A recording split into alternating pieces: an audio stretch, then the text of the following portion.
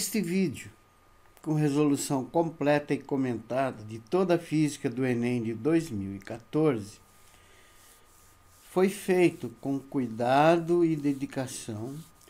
Está sendo fornecido gratuitamente para você pelo fisicavestibular.com.br.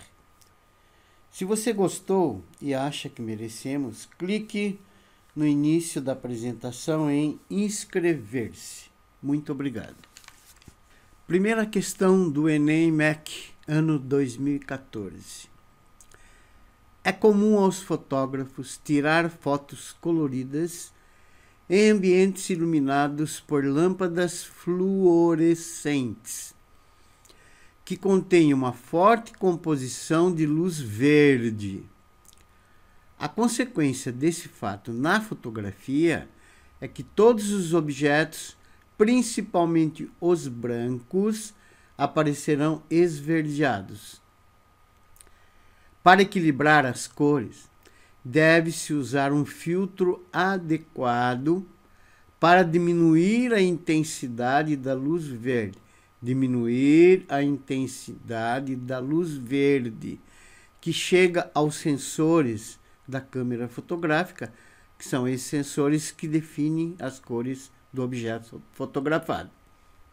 Na escolha desse filtro, utiliza-se o conhecimento da composição das cores luz primárias. As primárias são o vermelho, o verde e o azul.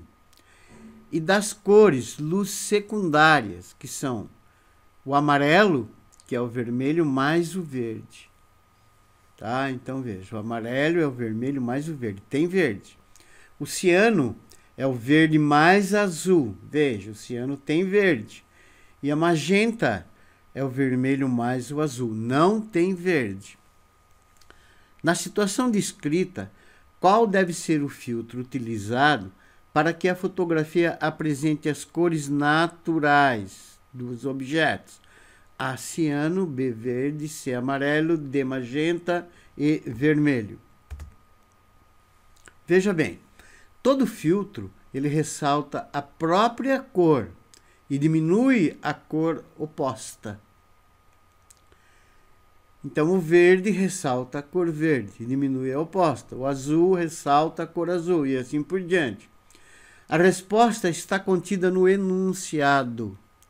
Por quê? Veja bem, se tem excesso de verde, tá? Então, no caso, né, as lâmpadas fluorescentes têm excesso de verde, então para equilibrar, ou seja, procurar manter as cores originais, você tem que reduzir a passagem do verde, reduzir a passagem de verde. Ou seja, permitir mais os vermelhos e azuis, onde não tem verde, ou magenta, que é o vermelhos e azuis. O único que não tem verde, para não realçar o verde. Então, veja bem, aqui eu pus para vocês uma foto de luz fluorescente iluminando, tá? A foto apareceu, veja bem, verde, tá? O verde está saliente aqui. E essa daqui é com um filtro. Já tá, os objetos aparecem praticamente na cor original. Então, a alternativa correta é a alternativa D de dado. Segunda questão, você deve prestar muita atenção nos dados fornecidos pelo enunciado e na tabela. As lentes fotocromáticas escurecem quando expostas à luz solar por causa de reações químicas reversíveis entre uma espécie incolor e outra colorida. Diversas reações podem ser utilizadas e a escolha do melhor reagente para esse fim se baseia em três principais aspectos. Primeiro, o quanto escurece a lente. Dois, o tempo de escurecimento quando exposta à luz solar.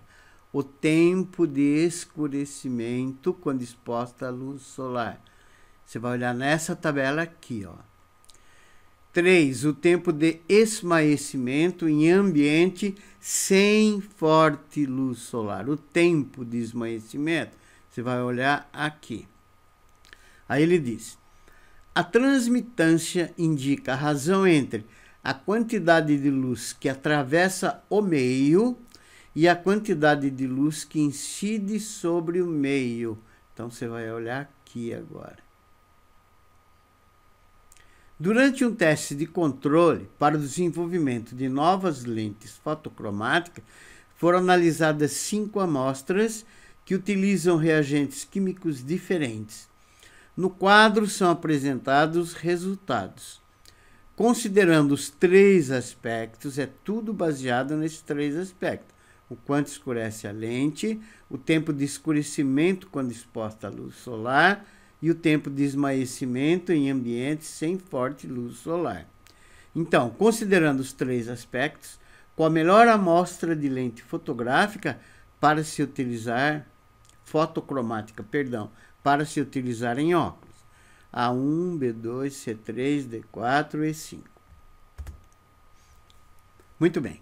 A melhor lente seria aquela que responde mais rapidamente ao ambiente externo, que reage bem rapidamente, se adaptando a esse ambiente externo.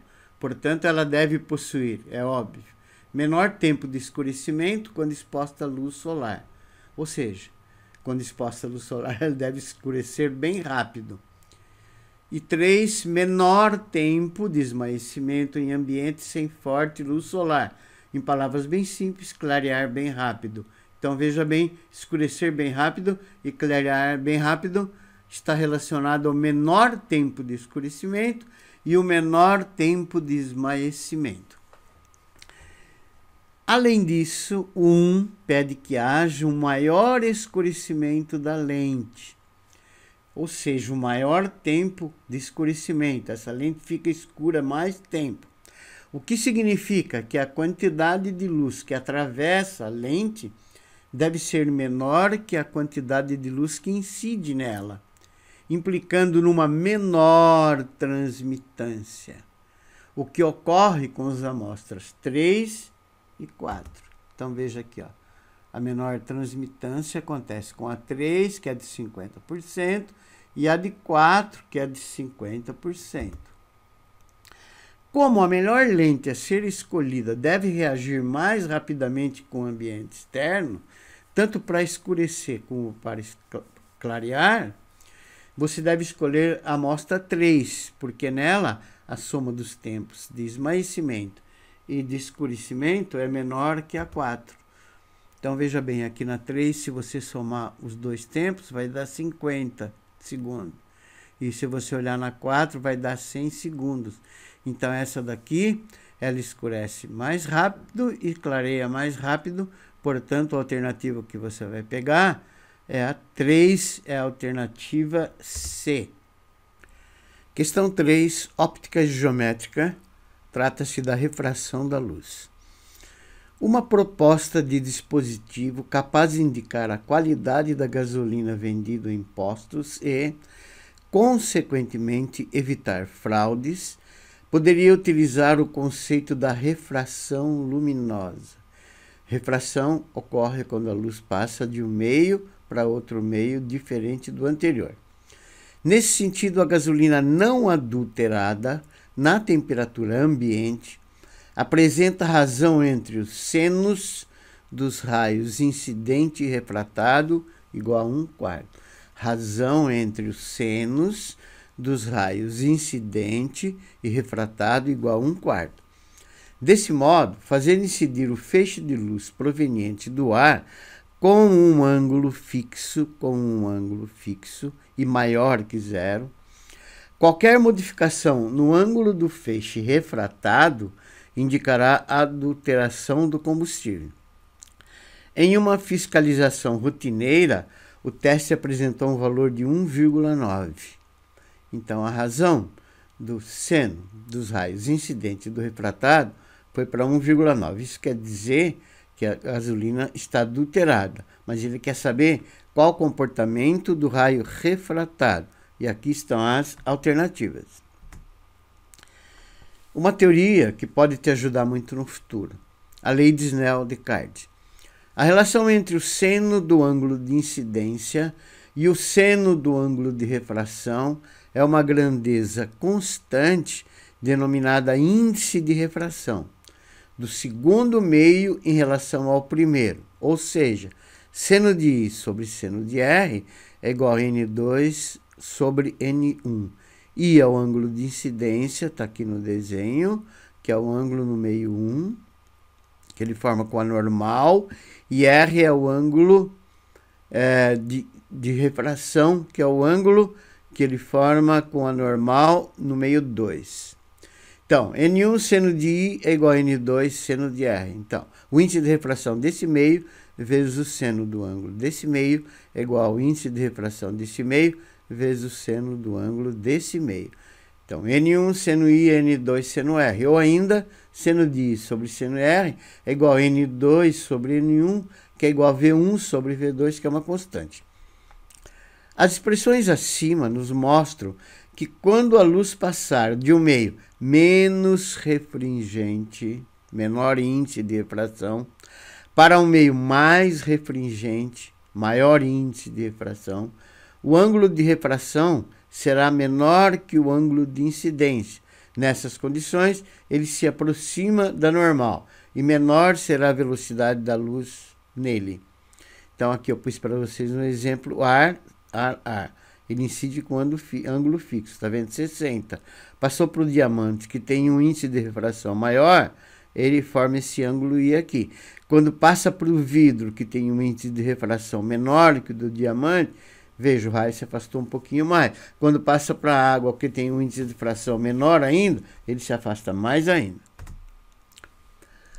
E pelo princípio da reversibilidade, o caminho inverso, quando a luz passa de um meio mais refringente para um meio menos refringente, sua velocidade aumenta e ele se afasta da normal. Agora observa bem o caso do nosso exercício. Aqui está o ângulo de incidência I, aqui está a normal.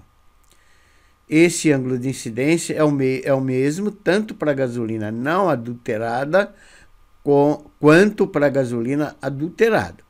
Então, vamos começar aqui. Gasolina não adulterada, e nós vamos chamar o ângulo de refração de R. Então, gasolina não adulterada, o ângulo de refração é R. O enunciado forneceu que seno I sobre seno R é igual a 1,4, fornecido pelo enunciado. Então, seno I vai ser 1,4 seno R. Eu joguei seno R multiplicando. Essa equação eu chamei de 1.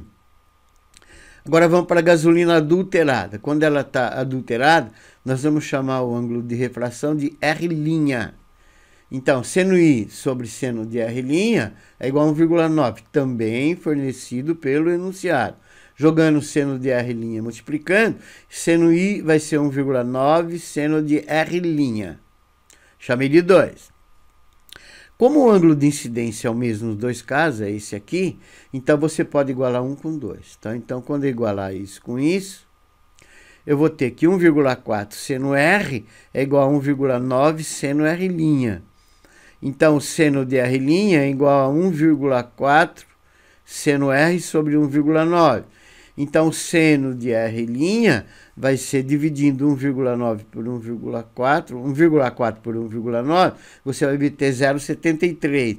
Então, o seno de R' é 0,73 vezes o seno de R. Isso indica, claro, que o seno de R' é menor que o seno de R.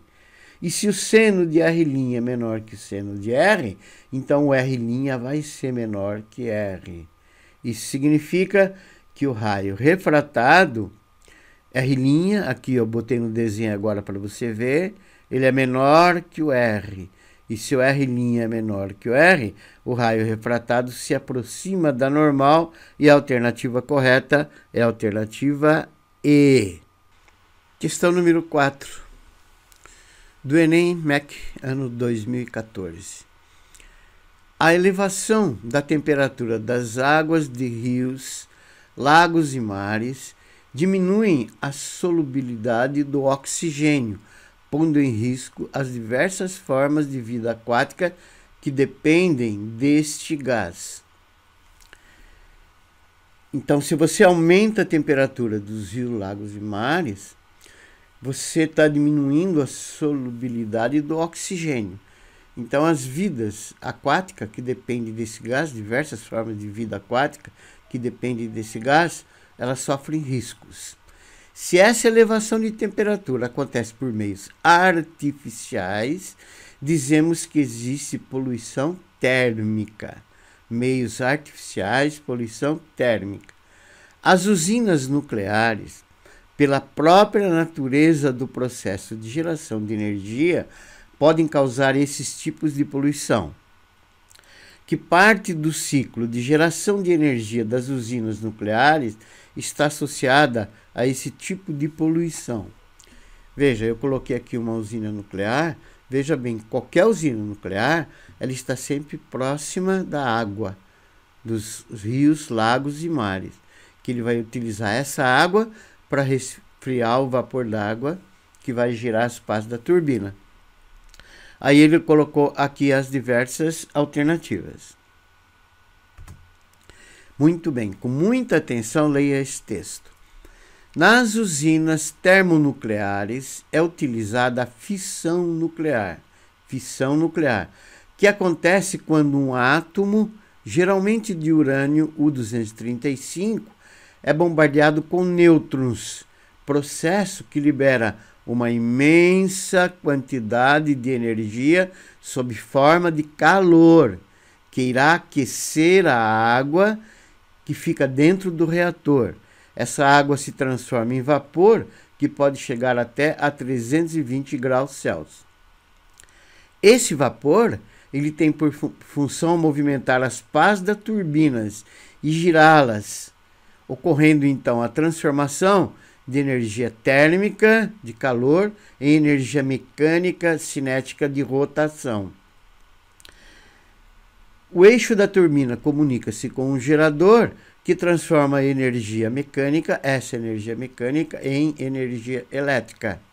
Então é preciso o vapor para girar as pás da turbina. E a fissão nuclear tem apenas por função aquecer essa água e fazer ela virar vapor. Acontece que esse vapor, depois que girou as pás das turbinas, para ser resfriado e se condensar e se transformar novamente em água líquida, para que isso ocorra, é utilizada a água dos lagos, rios e mares, às margens dos quais a usina é construída. Então, essa água vai resfriar o vapor. Então, o que elas fazem? Elas recebem o calor do vapor para resfriá-lo. E quando elas ganham o calor do vapor para resfriá-lo, elas se esquentam, se aquecem e retornam ao ambiente, aos lagos, rios e mares, com a temperatura bem mais elevada. Com esse aquecimento, a temperatura desses lagos, rios e mares tornam essas águas impróprias, diminuindo a solubilidade do oxigênio e pondo em risco as diversas formas de vida aquática que dependem desse gás. Portanto, esse tipo de poluição está associado à condensação do vapor d'água no final do processo. E a alternativa correta é a alternativa B de bola.